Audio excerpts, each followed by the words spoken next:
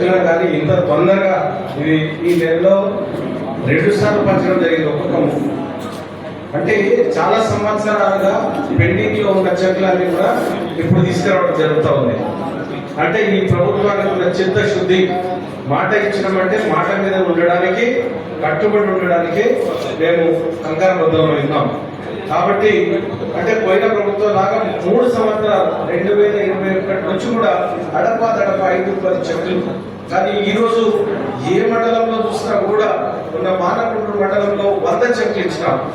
త్వరితగతిన వెళ్ళి ముఖ్యమంత్రి గారిని రిప్రజెంట్ చేసి వీళ్ళు చాలా సంవత్సరాలుగా పెట్టుకున్నారు, వీళ్ళు ఆఫీసుల చుట్టూ ఊరికే తిరుగుతూ ఉన్నారు, దయచేసి తొందరగా శాంక్షన్ చేయమని చెప్పినప్పుడు ముఖ్యమంత్రి గారు సాకుదేవంతో అంగీకరించి ఈ చెక్కులను ఇప్పించడం జరిగింది. జాప్యం లేకుండా ఇక ముందు వచ్చే చెక్కులు కూడా వస్తాయని తెలియజేస్తా ఉన్నాను.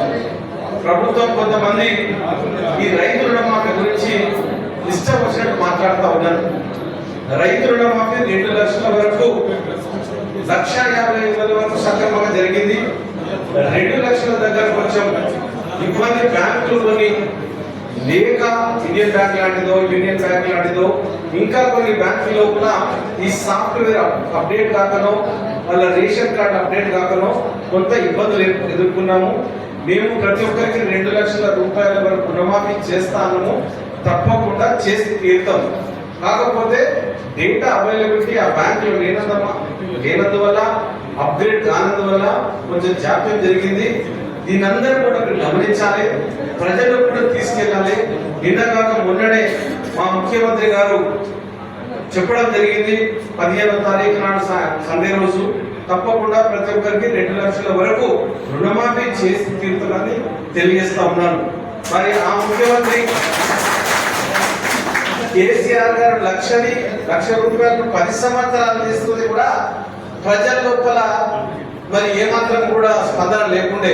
మరి కాంగ్రెస్ పార్టీ 2 లక్షల వరకు చేస్తే ప్రతిపక్షాలు కుట్రతో మీకు రాలేదని కొంతమంది రాని వాళ్ళను, వచ్చిన వాళ్ళని ఎవరు చూపిస్తలేరు, 2-3 రాలేదు, వివిధ కారణాల చేత వాళ్ళ చేత వివిధ కామెంట్స్ పెట్టిస్తా ఉన్నారు. దీన్ని మీరు అందరూ కూడా గమనించాలని కోరుకుంటూ తప్పకుండా రాబోయే రోజుల్లో కూడా 2 లక్షల వరకు రుణమాఫీ జరిగి తీరుతుందని తెలియజేస్తూ, ఎవరు చెప్పినా మీరు వినాల్సిన అవసరం లేదు. ప్రతిపక్షాలకు అదే పని. అప్పుడు 10 సంవత్సరాల్లో కేసీఆర్ చేయకపోతే ఎవరు అడిగినా పాపాన పోలేదు, వాళ్ళ నాయకులు అడగలేదు, వాళ్ళ మంత్రులు అడగలేదు.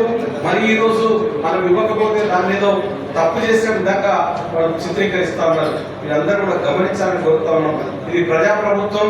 అందులోంచి సెప్టెంబర్ 17 నాడు మనం ప్రజాపాలన దినోత్సవంగా జరుపుకున్నాం. ఆ రోజు రాజరిక పాలన నుండి ప్రజాపాలన వచ్చింది, అది భారతదేశంలో విలీనమైందని చెప్పడం జరిగింది.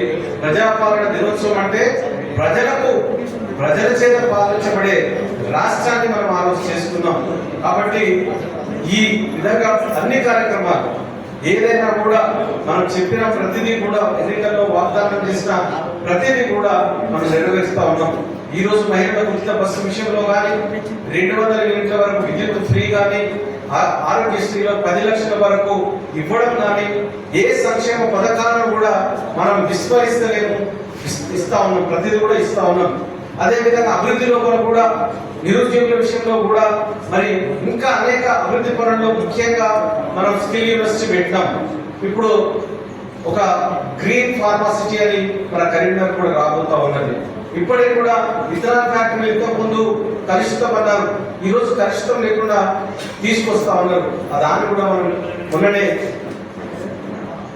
స్మాల్ స్కేల్ ఇండస్ట్రీస్ లోపల వాళ్ళు ప్రతిపాదించడం జరిగింది. కాబట్టి ప్రతిదీ కూడా ప్రభుత్వ అభివృద్ధితో పాటు సంక్షేమాన్ని కూడా విస్మరించకుండా తప్పకుండా అన్ని కార్యక్రమాలను సమానంగా తీసుకువెళ్తా ఉన్నది. ఇదందరూ కూడా గమనించి ఈ ప్రభుత్వం మీ ప్రభుత్వం, ఈ ప్రభుత్వాన్ని మీరు కాపాడుకోవాల్సిన బాధ్యత కూడా మీద ఉన్నదని తెలియజేస్తూ వీళ్ళందరికీ కూడా మరొకసారి ధన్యవాదాలు.